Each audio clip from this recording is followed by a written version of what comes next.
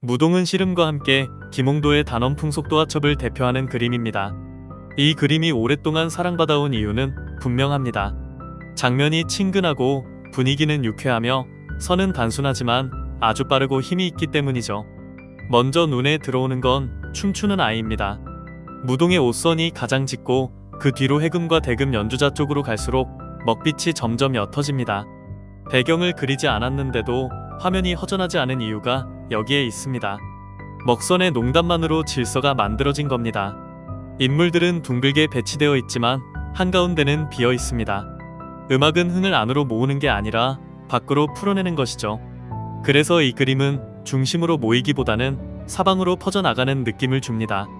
무동의 소매, 북채, 피리와 대금, 해금의 선들이 모두 방사형으로 뻗어 있습니다.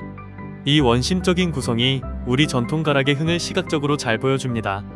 화가는 춤추는 아이를 화면의 중심으로 삼기 위해 다른 인물들에서 살짝 떨어뜨려 그렸습니다. 실제로 연주자들이 이렇게 원을 그리며 앉는 경우는 드뭅니다. 즉, 이 원형 구도는 현실 그대로가 아니라 화가가 의도적으로 만든 화면 구성입니다. 그 덕분에 음악이 사람들을 하나로 묶어내는 힘이 더 잘 느껴집니다. 이 그림에는 구경꾼이 없습니다. 연주자 6명과 춤추는 아이, 그들만 있을 뿐이죠. 누구를 위해 연주하는지는 중요하지 않습니다. 음악과 춤, 그 자체가 이 그림의 주제입니다. 춤추는 아이를 보면 덩실덩실 몸을 놀립니다. 굿거리 장단이 흐르는 듯한데 이 자리가 굿판인지 탈춤 마당인지 아니면 어느 집 잔칫날인지는 알 수 없습니다. 그만큼 열려있는 장면입니다. 좌고를 치는 사람은 한쪽 다리를 세우고 몸을 굳게 한 채 양손에 채를 쥐고 큰 장단을 잡고 있습니다. 시선은 계속 대금과 해금 연주자를 향해 있습니다.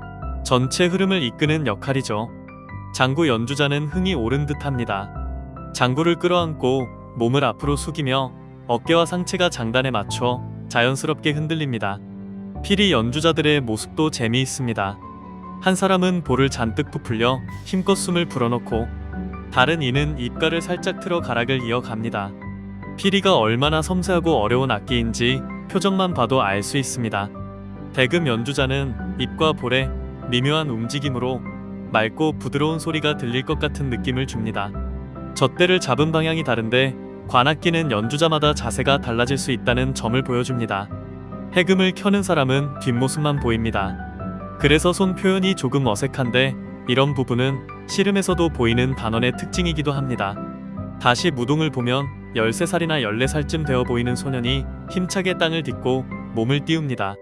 들린 다리와 함께 휘두르는 팔, 소매 끝까지 이어지는 동작이 꾸밈없이 자연스럽습니다. 출렁이는 옷자락에 그어진 묵선은 계산된 흔적이 없습니다. 이 천연덕스러운 선 속에서 사소한 것에 집착하지 않았던 우리 옛사람들의 낙천성과 대범함이 그대로 느껴집니다. 음악이 울리고 춤이 이어지는 그 순간, 무동은 한 장의 그림을 넘어 우리의 옛 흥과 삶의 리듬을 지금까지 전해주고 있습니다. 문화유산과 역사 전문 채널 푸르메였습니다.